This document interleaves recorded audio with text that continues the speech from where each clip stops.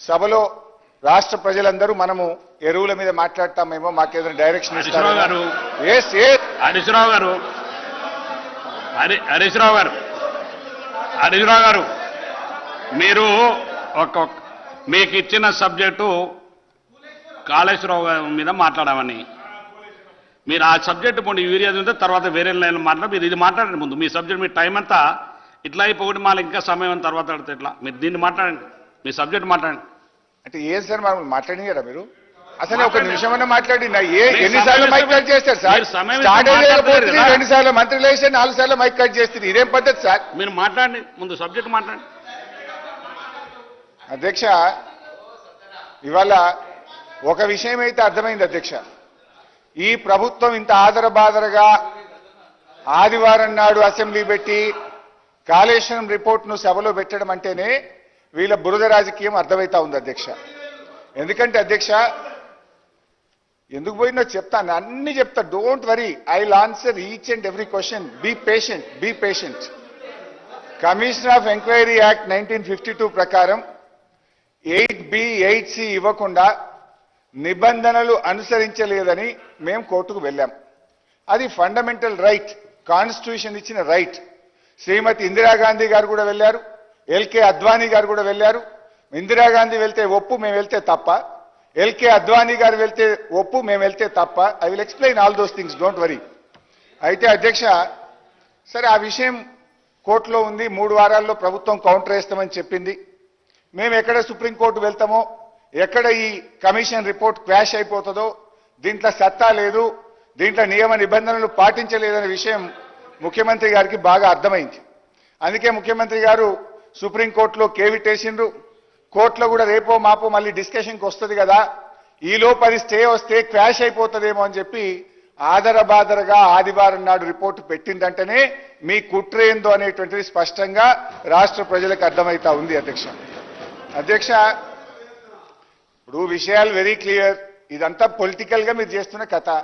Assembly ఎన్నికల ముందు preliminary report, parliament ఎన్నికల ముందు మధ్యంతర నివేదిక, మా సిల్వర్ జూబ్లీ జరుపుకుంటే ఫైనల్ రిపోర్టు, ఇప్పుడు పంచాయతీ ఎన్నికలు రేపో మాపో నోటిఫికేషన్ వస్తుంది కనుక ఇప్పుడు Ghosh report. It's all political drama అధ్యక్ష. వీళ్ళు ప్రభుత్వం నడుపుతున్నారా, సర్కస్ కంపెనీ నడుపుతున్నారా నాకైతే తెలియదు. This is all political. మీకు ఇచ్చిన సమయాన్ని మీరు సద్వినియోగం చేసుకోండి. మీరు తర్వాత మళ్ళీ మాకు సమయం ఇవ్వలేదనే దానికంటే మీరు మంత్రి గారు చాలా స్పష్టంగా మాట్లాడినారు. సబ్జెక్టు డైవర్షన్ కాకుండా సబ్జెక్టు మాట్లాడినారు. మీరు సబ్జెక్టు మాట్లాడండి, పొలిటికల్ లైన్ ఎందుకు మాట్లాడతారు? సబ్జెక్టు మాట్లాడండి, మీరు సబ్జెక్టు మాట్లాడండి. నాకంటే ఎక్కువ మీరే మాట్లాడుతున్నారు స్పీకర్ గారు. నేను మాట్లాడాలి హరీశ్రావు గారు, నాకు ఆ రైట్ ఉంది. కమిషన్ రిపోర్ట్ గురించి చర్చించే ముందు సహజ న్యాయానికి, ప్రజాస్వామ్యానికి సంబంధించినటువంటి మౌలిక అంశాల గురించి ముందు నేను మాట్లాడదలుచుకున్నా అధ్యక్ష. పీసీ ఘోష్ కమిషన్ విచారణ చట్టబద్ధంగా విధి విధానాలను పాటిస్తూ జరిగిందా లేదా అనేటువంటిది చర్చించాల్సిన అవసరం ఉంది. నేను చెప్తున్న విషయాలు సాంకేతికపరమైనవి కాదు అధ్యక్ష. సహజ న్యాయానికి, ప్రజాస్వామ్యానికి సంబంధించిన మౌలిక అంశాలు, రాజ్యాంగం కల్పించిన హక్కుల గురించి నేను మాట్లాడుతున్నాను అధ్యక్ష. చర్చ వ్యక్తుల గురించి కాదు. Fairness under commission of enquiry act 1952 ప్రకారం నిష్పాక్షికంగా విచారణ జరిగిందా లేదా అనే దాని గురించి నేను మాట్లాడుతున్నా అధ్యక్ష. అట్లా జరగని పక్షంలో ఆ విచారణకు విలువ ఉండదు.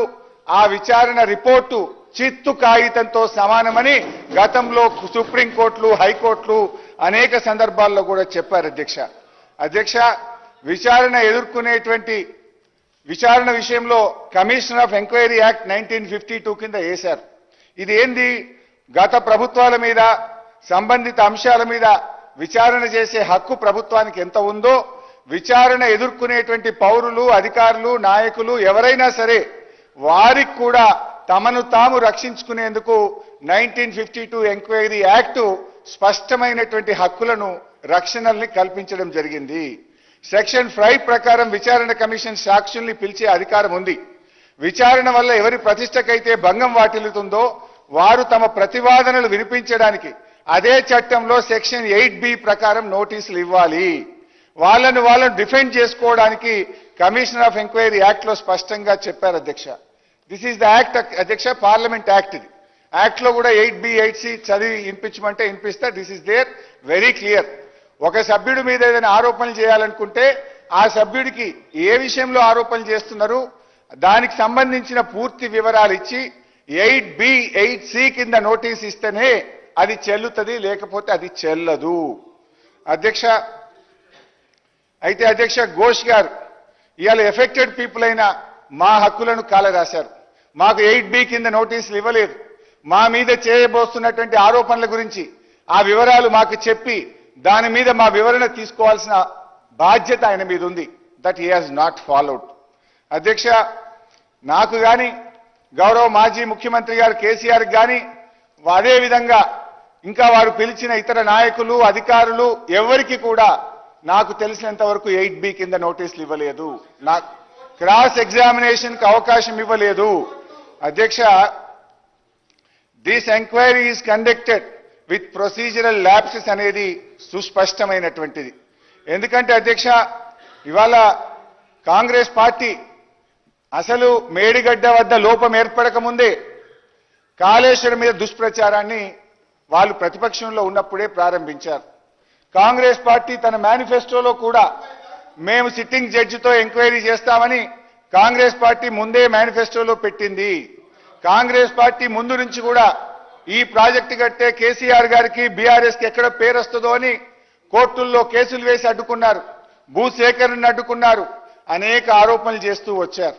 ఇవాళ దాంట్లో భాగంగానే ఈ ఘోష్ కమిషన్ వేసి రాజకీయమైనటువంటి కక్ష సాధింపుకు ఈ ప్రభుత్వం దిగుతా ఉంది అధ్యక్ష. ఈరోజు నేను చెప్పేది ఒకటే విషయం అధ్యక్ష. ఆ వాస్తవాలు పరిశోధనకు లోబడి చట్టానికి లోబడి ఉండాలి, కానీ అది లేదు. ఘోష్ కమిషన్ రిపోర్ట్లో ఎక్కడా లేదు. ఇది రాజ్యాంగ ఉల్లంఘన అవుతుంది. దీనికి ఒక 2-3 ఉదాహరణలు చెప్తాను అధ్యక్ష. చాలా డీటెయిల్స్ ఉన్నాయి కానీ ఐ కోట్ 2-3 ఎగ్జాంపుల్స్ అధ్యక్ష. 8B ప్రకారం నోటీసులు ఇవ్వకుండా గతంలో విచారణ కమిషన్ల నివేదికలు ఏమైనాయో ఒక్కసారి మనం అర్థం చేసుకునే ప్రయత్నం చేద్దాం. 1958లో supreme court Ramakrishna Dalmia versus justice Tendulkar కేసులో విచారణ కమిషన్ను పొలిటికల్ వెపన్ గా వాడుకోవద్దని సుప్రీంకోర్టు చెప్పింది. కాళేశ్వరం మీద కూడా మీరు మొదటి నుంచి చెప్తూ వస్తున్న గ్లోబల్ చరిత్రను చూస్తే ఈ కమిషన్ రిపోర్ట్ను మీరు పొలిటికల్ వెపన్ గా వాడుతున్నారనేది సుస్పష్టంగా అర్థమవుతా ఉంది. ఇదే కేసులో సుప్రీంకోర్టు ఏం చెప్పిందంటే విచారణ కమిషన్ అయినా విచారణ సందర్భంలో 1952 చట్టాన్ని మీరకూడదు, చట్టం పరిధిలో నిష్పాక్షికంగా విచారణ జరపాలని కుండబద్దలు కొట్టినట్టు సుప్రీంకోర్టు చెప్పింది. ఇవాళ ఘోష్ కమిషన్ 8B కింద మాకు నోటీసులు ఇవ్వలేదు, విచారణ నిష్పాక్షికంగా జరపలేదు, అందుకే this enquiry is unfair, illogical and politically motivated అని నేను చెప్పదలుచుకున్నాను.